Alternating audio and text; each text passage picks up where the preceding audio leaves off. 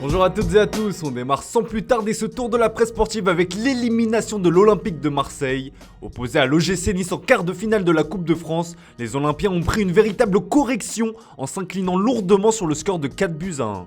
Dépassé, résume froidement la Provence en ce jeudi matin. Vous l'imaginez bien, le son de cloche est totalement différent du côté des Aiglons. Total régal se réjouit Nice matin dans son édition du jour. La rencontre a été marquée par l'excellente prestation de Justin Kluivert, auteur de 2 buts et une passe décisive. Justin, pur talent, placarde l'équipe sur sa une. Tombeur du Paris Saint-Germain et donc de l'OM, Nice hérite désormais de l'étiquette de grand favori. D'autant qu'en demi-finale, c'est Versailles le petit pousset qu'ils affronteront. Dans l'autre affiche, l'AS Monaco se déplacera sur la pelouse du vainqueur de l'opposition entre le FC Nantes et le SC Bastia. On file en Italie où c'est également soir de coupe. Grâce à un grand Olivier Giroud, auteur d'un nouveau doublé, l'AC Milan a largement battu la Lazio sur le score de 4-0, validant ainsi donc son billet pour les demi-finales. Derby, un autre Giroud, écrit le Corriere dello Sport. Milanissimo, s'exclame Tutto Sport. Tombeur de l'AS Roma, l'Inter aura donc droit à une revanche après le derby perdu le week-end dernier. La Juventus tentera elle aussi de rejoindre le dernier carré, mais il faudra pour cela écarter le Sassuolo de Giacomo Raspadori. Comme l'évoque la Gazzetta dello Sport, le jeune attaquant est toujours dans le viseur de la vieille dame, dans le cas où le dossier Paulo Dybala ne se décante pas. Le quotidien italien explique par ailleurs que les négociations au sujet d'une prolongation ont repris. Pour rappel, les différentes parties négocient depuis des mois sans parvenir à trouver un accord, alors que le contrat de l'Argentin se termine en juin prochain. Allez, on file en Angleterre avec la suite de la 24e journée de Premier League. Manchester City poursuit son rythme infernal et pointe désormais à 12 longueurs d'avance sur son dauphin, Liverpool, qui affronte ce soir Leicester.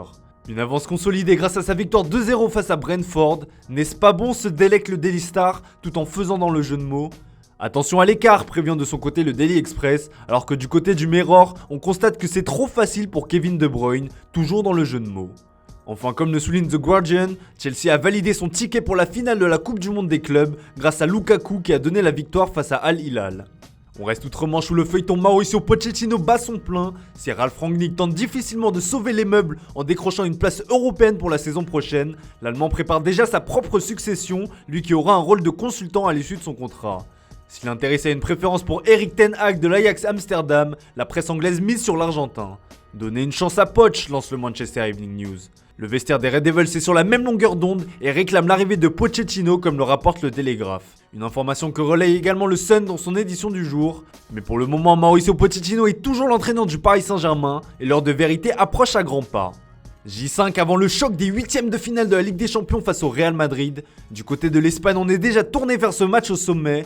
Gala à Paris, titre le quotidien A sur sa une. Une rencontre qui sera également le théâtre de nombreuses retrouvailles. Pour ne citer que Sergio Ramos, Keylor Navas ou encore Angel Di Maria retrouveront leur ancien club. Pour Kylian Mbappé, annoncé avec insistance du côté des merengues, cette rencontre aura également une saveur particulière. Chers ennemis, résume ainsi donc Marca. Pour ce match de gala, Carlo Ancelotti espère pouvoir compter sur son homme à tout faire Karim Benzema, même si l'incertitude règne encore sur l'état de santé du français, comme le relaye le Mundo Deportivo. En tous les cas, les hostilités sont lancées. On reste de l'autre côté des Pyrénées pour terminer ce tour de la presse sportive avec le FC Barcelone qui peaufine son plan d'attaque afin de recruter Erling Haaland. Difficile de faire plus explicite que la une de Sport, le cyborg norvégien est clairement la priorité absolue des Blaugrana. C'est simple, ces derniers voient en lui l'homme capable d'incarner le nouveau projet du club. Pour optimiser ses chances, le club catalan devra d'abord dégager de la masse salariale. Ousmane Dembélé, Sergi Roberto, Luuk de Jong ou encore Memphis Depay sont ainsi sur la liste des potentiels partants. Côté arrivée, la stratégie est claire. Pour accompagner le Norvégien, ce sera des joueurs libres. Comme l'explique le Mundo Deportivo dans son édition du jour, plusieurs joueurs sont ciblés. César Azpilicueta et Andreas Christensen de Chelsea, José Gaya de Valence et Marcelo Brozovic de l'Inter. Reste à savoir comment le Barça trouvera le moyen d'attirer tout ce beau monde. Voilà, c'est tout pour ce matin. Merci pour votre fidélité. Bonne journée à vous. On se retrouve tout à l'heure pour le traditionnel JT Foot Mercato.